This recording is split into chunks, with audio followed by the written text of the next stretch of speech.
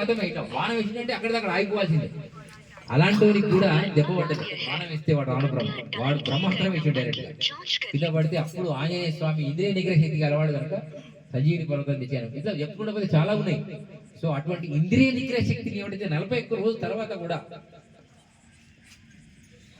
తనకు తానుగా మానసికంగా శారీరకంగా చేయడం, జీవితకాలం శాకాహారిగా ఉంటాడు, ఒకటే భార్య ఒకటే తత్వం ఒకటే పరిస్థితి అనేటువంటి తత్వంలో ఉంటారు, వాడు ఏ జరుగుతుంది ఏ చెప్తే జరుగుతుంది. అందుకనే సాధు రంగానే కళ్ళ మీద దండం పెట్టడానికి కారణం అదే, మన వేషాన్ని చూసి కాదు, తను అలా ఆచరిస్తాడు అనేటువంటి భ్రమతో కాలు మొక్కుతాడు. అందుకే కాలు మొక్కనుద్దు అంటారు.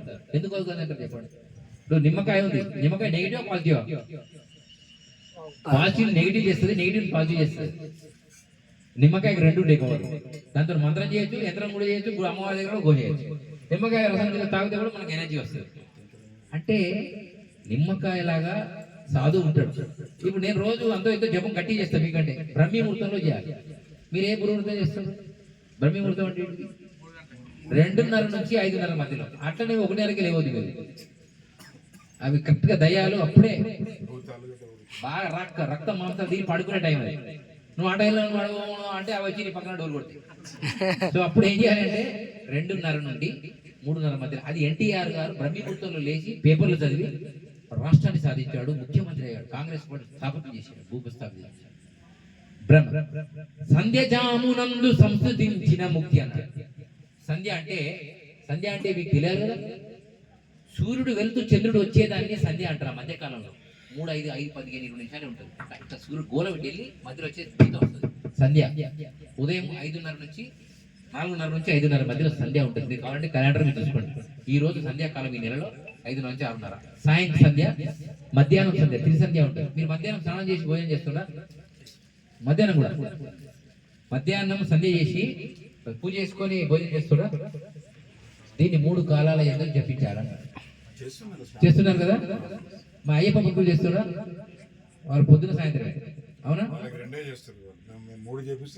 అయితే కలియుగంలో ఒకటే సాలన్నాడు. ఎందుకో తెలుసా? ఎందుకు? పొద్దున్న వెళ్ళిన వ్యక్తి సాయంత్రం వరకు పని వచ్చే వరకు అక్కడ సరైనటువంటి అవకాశాలు ఉండకపోవచ్చు. అప్పుడు అందరూ విధమైన సాధువులు ఆశ్రమాలే ఉండే కాబట్టి ఎన్నో వెళ్ళి మునిగారు. ఇప్పుడు మన శివాలయంకి మేము మొక్కాలి అన్నట్టు తయారయ్యారు. మన బట్టలు నానే ఉంటాయి, డ్రైవర్ అనే ఉంటాయి, జపమాల అనే ఉంటుంది, గురువు అనే ఉంటాడు, ఆడికి పోవాలి, ఇట్లా తయారయ్యారు.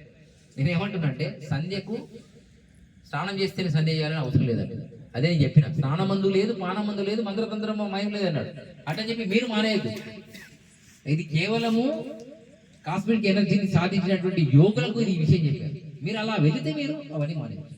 ఇప్పుడు యోగి ఉన్నాడు, పుట్ట పెరిగింది, ఆయన స్నానం చేస్తాడా? తింటాడా? ఇదేమైనా పోతాడా? మీకు మనకి స్నానం ఎందుకు? తినేది లేదు, పోలేదు, ఓరి గాలే పోయేటోళ్ళు స్నానాలు అవసరం లేదు. మీరు తింటున్నారు, పోతున్నారు కాబట్టి మీరు స్నానం చేయాలి, జపం చేయాలి, తప్పం చేయాలి. కాబట్టి ఇలాంటి విషయాలు, చాలా విషయాలు మనకు వీరబ్రహ్మేంద్ర స్వామి వారు మరుగున పెట్టారు. వీరబ్రహ్మేంద్ర స్వామి వంటి గురువు, సిద్ధయ్య వంటి శిష్యుడు లేడని ఆర్యోక్తి కలియుగంలో. కలియుగ దైవం ఎవరో తెలుసా? వెంకటేశ్వర స్వామి కాదు, కల్క్యావతార రూపంగా నేనే వస్తానని చెప్పాడు వీరబ్రహ్మేంద్ర స్వామి. నందనందన గురించి ఆనందనామ మధ్యలో నేను వస్తా. ఎట్లా వస్తాడు? వీరులు, యోగులు, భోగులు, వసంతులు నిరూపణ చేస్తాయి. వీరులు అంటే ఆర్మీ లేదా మీలాగా రెడీ అయిన వాళ్ళు. యోగులు సాధు సంధువులు అందరూ ఈ దేశం బాగుపడాలి, ఈ దేశం కావాలని మొన్నే తీర్మానం చేశారు అక్కడలో, మన అక్కడ కుంభమేళ. సాధు యోగులు. భోగులు మేము భోజనం పెడతామని అంబానీ గుంబాని చాలా మంది వచ్చి ఇస్కాంతో సమస్య పెట్టి భోజనం పెట్టిరా, వాళ్ళ దగ్గర ₹1,00,00,000 భోగులు. వసంతులు ఇదంతా రైట్, ధర్మం నడుస్తుంది అని చెప్పి భజన చేసేటువంటి వాళ్ళందరూ వసంతులు అంటారు. వీర యోగ భోగ వసంతులు అందరూ అయ్యే మాటలు మాట్లాడే రోజులో నేను వచ్చి 108 ఏళ్ళు పాలిస్తానన్నాడు. నా తర్వాత నా యొక్క ఆలోచన విధానం నడిపించే వాళ్ళు 1108 సంవత్సరాలు పాలిస్తారు ఈ దేశాన్ని, ఈ ప్రపంచాన్ని అని చెప్పారు. ఇది విశ్వగురువుగా మారుతుంది. ఈ విశ్వగురువుగా మారే లోపు శివతత్వము, విష్ణుతత్వము, బ్రహ్మతత్వము, అమ్మవారి తత్వం అన్ని కలిపి సనాతన హిందూ ధర్మం అనేటువంటి పేరు రావాలి. నా మఠం కందిమల్లేపల్లె మఠం 12 ఆమెడ పట్టణం అవుతుంది అన్నాడు. 12 ఆమెడ అంటే ఒక ఆమెడకు 12 కిలోమీటర్లు. 12 144. ఇది 144 కుంభమేళ. దీని తర్వాత నేను బయలుదేరి వస్తానన్నాడు. ఇది శంబల నుంచి. మొన్న శంబల అనే గుడిని భూమిలోకి వెళ్ళి యోగి గారు బయటకు తీశాడు. శంబల అనేది ఒకటి ఉంది ఇండియా పర్వతాలు, హిమాలయ పర్వతాలు.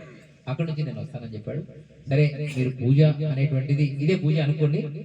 అభిషేకంలో ఎంత సమయం తగ్గించుకుంటారో తగ్గించుకొని రోజు దానికి ఇచ్చే సమయాన్ని మీరు సుఖాసనంలో కూర్చొని చేసుకోవచ్చు.